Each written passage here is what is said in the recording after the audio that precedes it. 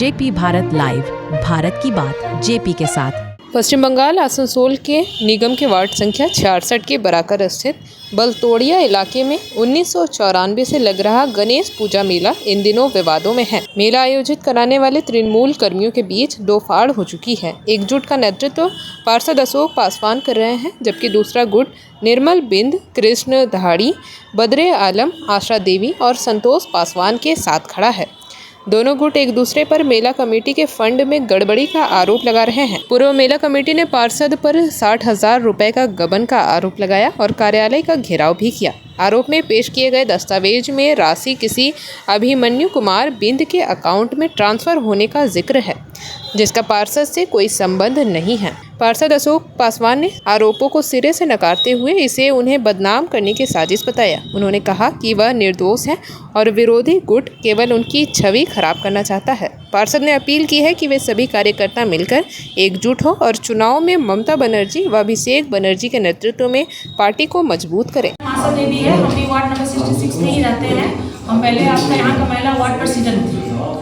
उसके बाद में आज जो मुझ पर इल्जाम लगाए हैं कि वो कहीं भी कुछ फायदा होता है वो वहाँ चली जाती है। फायदा हमको नहीं है, फायदा उनको है। बीजेपी को लेके वो चलते हैं, वन पार्टी ऑफिस में बीजेपी का आदमी को लेके वो मीटिंग करते हैं, हम लोग नहीं करते हैं। हम लोग समाज के साथ में ये पूजा था, ये हम लोग का समाज का गणेश पूजा था, इसीलिए हम लोग वहाँ गए थे। हाँ, फायदा हम लोग नहीं करते, वो करते हैं। आज जितना भी ये आपका साफ सफाया हुआ है मेला में, बीजेपी की तरफ से करवाया गया है, तो फायदा किनको है? उनको है।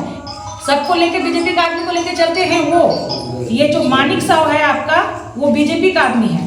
ये मानिक साहब बीजेपी का आदमी है, आज भी वो वहां पे मौजूद थे। इसका क्या नाम? ये भी देखिए बीजेपी का आदमी है। तो हम लोग बीजेपी करते हैं कि वो बीजेपी करते? फायदा उनको है या हम लोग को है? हम लोग दीदी का आदमी है। हम टीएमसी पार्टी के लिए हम घर से खुद तिरपाल साड़ी जो भी हमसे क्षमता होता है हम बांटते हैं, लेकिन वो क्या करते हैं? वो बस सिर्फ किधर से पैसा आए, किधर से किस पर इल्जाम लगाया जाए, वही करते हैं और उनका और कोई काम नहीं है। किसके पीछे क्या करना है, बस उनको वही काम रहता है। बीजेपी का सपोर्ट वो करते हैं, हम लोग नहीं। हम लोग सिर्फ दीदी के दम पे लड़ते हैं। हम लोग जहाँ भी कहीं पर भी आपका गलत काम होगा वहां पे आशा देवी जाएगी, और उस दिन आशा देवी टीएमसी और बीजेपी का नहीं है। ये गणेश पूजा ये पूरा समाज का पूजा है, और समाज का पूजा में गलत हुआ है। ये जो बोल रहे हैं कि सारा हिसाब गलत है, तो वो आज वन पार्टी ऑफिस पे क्यों अपना दिए बयान? गणेश पूजा के सामने में आकर वो अपना बयान रखते, सबके आदमी के सामने में वो अपना बयान देते, तो गलत कौन है भैया? इसका फैसला आप लोग कीजिए। बस अब इतना ही बोल के अपना हम बात खत्म करना है। मेरे पास बैलेंस और जो लेना चाह रहे थे वो तो नहीं कर पाए।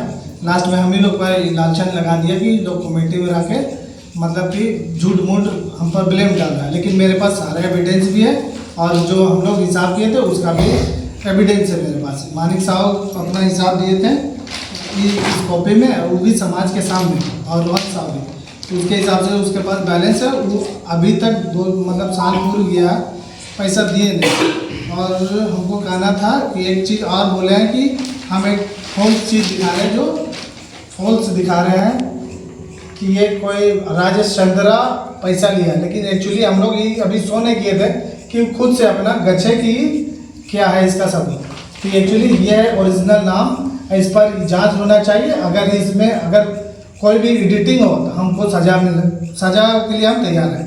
अगर इसमें एडिटिंग नहीं है तो उनको सजा दिया जाए।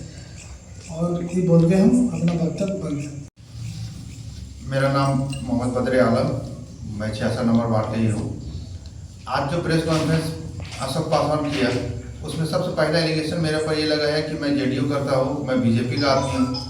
ठीक है, 2022 का काउंसिलर इलेक्शन के बाद जो बाई इलेक्शन हुआ था, उसमें मुझे ब्लॉक ऑफिस में बुला करके मुझे वार्ड का जिम्मेदारी दिया गया था, इस तरीक़े से वोट को निकालना। उसके बाद 2024 का जो विधानसभा इलेक्शन था, लोकसभा इलेक्शन था, लोकसभा इलेक्शन में मुझे 3 बूथ की जिम्मेदारी दी गई थी, जिसमें कि हमारे डिस्ट्रिक्ट प्रेसिडेंट ने भी मुझे फ़ोन किया था।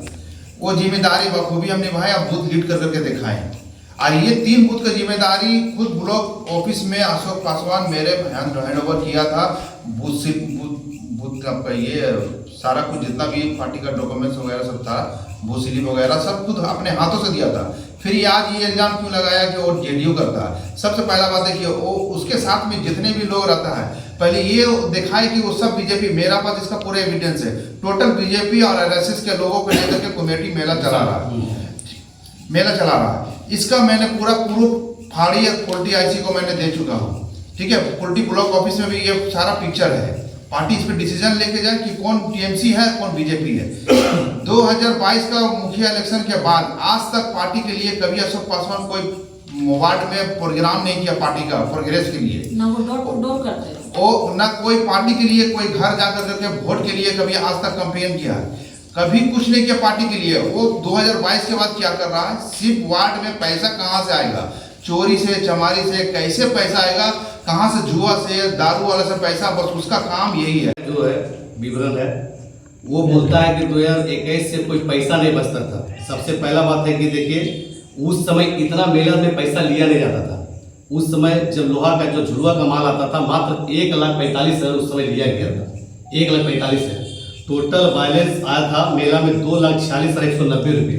उसका खर्चा करने के बाद 84,000 हम बैलेंस दिखाए थे 2016 में। 2017 का है, 2017 का रिकॉर्ड है ये, उसमें भी 47,000 रुपया 89 रुपये बचा है। 20 का है जो 35 2020 में जो कोरोना काल में 2-3 साल मेला नहीं किया गया था। अब वो बोला है कि इसे पैसा नहीं दिखाया जाता। 19, 20, 21 ये 3 साल मेला नहीं हुआ। 2 साल कोरोना का, 1 साल जो खालिद खान का डेथ हुआ था उसके लेकर पोस्टपोन किया गया था मेला को। ये 3 साल का मेला न है। और ये प्लस ये हमारा काउंसलर साहब जो ये जान नहीं रहे हैं कि 3 साल मेला नहीं हुआ है और उसका दरमियान लालचन लगा रहा है कि सारा पैसा ये लोग घोटाला करता है। पहले ये बताइए कि मेला 3 साल नहीं हुआ तो वहाँ का बैलेंस आएगा कहाँ से? ये बैलेंस कहाँ से आएगा? ये जबरदस्ती न चंदा हुआ न मेला हुआ। 2019, 20, 21 का ये लालचन लगा रहा है कि सारा कमेटी 2021 से पहले जो चोर था, जब वो चोर है तो 3 साल का जब बैलेंस उसका पास है वो हिसाब क्यों नहीं दे रहा है? सबसे पहला बात है कि 2022 को उसके पास बैलेंस है 42,000 रुपया 2022 का, और 2023 का बैलेंस उसका पास है। इससे पहले मेरे पास 5 काउंसलर आ चुका है। 1994 से मेरा मेला ही चल रहा है। ताहिर, मुरलीधर साहब। जेपी भारत लाइव, भारत की बात जेपी के साथ। वीडियो को लाइक करें, शेयर करें और चैनल को सब्सक्राइब करें।